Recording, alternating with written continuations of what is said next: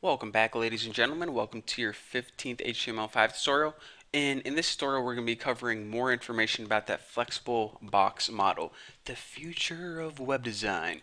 So let's go ahead and under our body tag, we need to add another div. And remember, this main div that surrounded our entire website was called Big Wrapper. So just go ahead and copy that and no, that isn't a wrap group.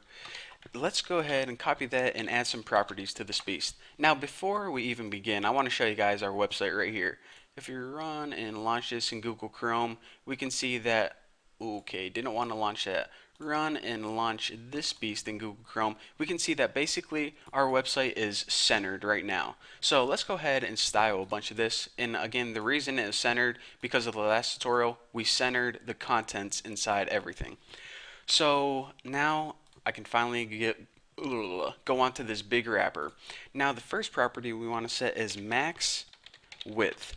Now again, like I said, we are going to be designing a website that changes in width depending on how big your browser is. So if you have a small browser like a cell phone, it's going to be a skinny website. If you have a big browser like a widescreen computer, then it's going to be a wide website.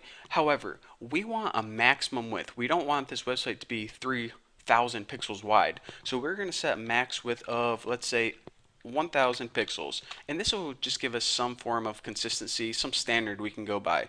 So now let me just spice things up by making things look a little better.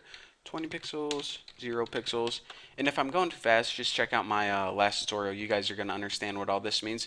And another thing that we need to do is, since this wrapper is wrapping the entire website, this is also going to have boxes in it. So we need to go ahead and copy this display and turn it into a WebKit box.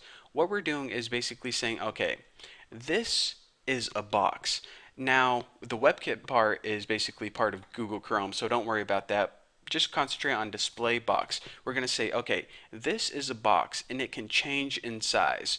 And it also has children in it. In other words, it also has different elements in it that can also change in size. So now that we tell it that, we can go ahead and change some properties of it.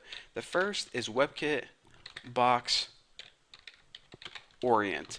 Now what this property means is the children inside, do you want me to place them left to right or one on top of each other? In other words, I don't want to say block and inline, but for the purposes of this tutorial, that may be kind of a, just think of it like block elements or inline elements. So block elements, since they're placed one on top of each other, we're going to say vertical, if I can spell that right. And this means anything inside this box, basically anything in our website, treat as a block element and don't place it side to side. The other property we want to change on our website is WebKit box flex. Now this is basically the meat of this tutorial. We want to give this a value of 1, and this is going to allow our website to be flexible, either shrink or grow in size horizontally. So the value of 1 means flexible, the value of 0 means fixed or not flexible at all, so that's why we want to set that as 1. So after big wrapper, what do we got? Top header. So let me go ahead and copy this piece right there. And top header. Now let's go ahead and make this look a little bit pretty. So basically, what we did right here in big wrapper is change the overall setting for pretty much our entire website. So now we can go ahead and start making everything look pretty. So background, wow, definitely messed that up real good.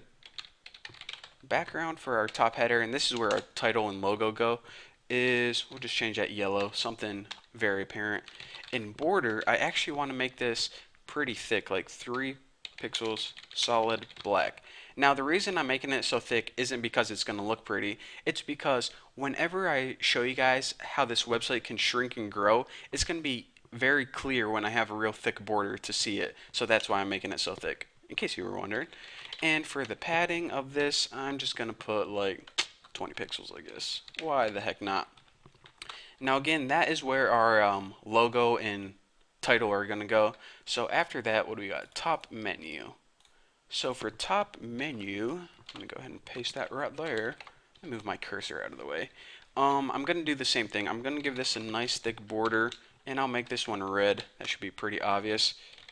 Background, I think I made it blue last time. And for the color of the stuff inside, I'll make that white. And I think that is all for top menu. However, we do need, if I copy this, the list items in top menu, because remember our fake navigation bar was made up of a bunch of list items. And for that we need a display, and we're just going to set these as inline block. Now remember, whenever you hit the display, you're basically telling it how you want the elements to be lined up. Now inline means position it left and right instead of, one under each other. So that's why, since we want our navigation bar, all those links to be side by side, we want to make those inline elements. So next we want the list style none, and that basically means no bullets or anything. Padding 5 pixels. And what else do we want? Font, I can go ahead and just copy. I think I'm just going to go ahead and copy this font because it's a pretty good looking font and I don't feel like typing all that out. So basically, now that we have the list and basically everything looking pretty, let's go ahead and refresh this and see what we got. So right now, what we have is our main header and our menu taken care of. However, all of this stuff, remember, this article, in this little news section right here, we wrapped in something called, what do we call it, new div. And that is going to be pretty much what I'm going to be talking about, how we can make these things flexible, shrink, and grow. However, it's going to take some time, and I'm going to save that for the next tutorial because I have a lot of new information to throw at you guys, and I don't want to, fill your brains with this tutorial. So stop this tutorial, take a deep breath, and once you are ready, your mind is totally free, move on to the next tutorial where I'm going to be throwing a bunch of new stuff at you guys. So thank you guys for watching. Don't forget to subscribe, and I'll see you guys in the next tutorial.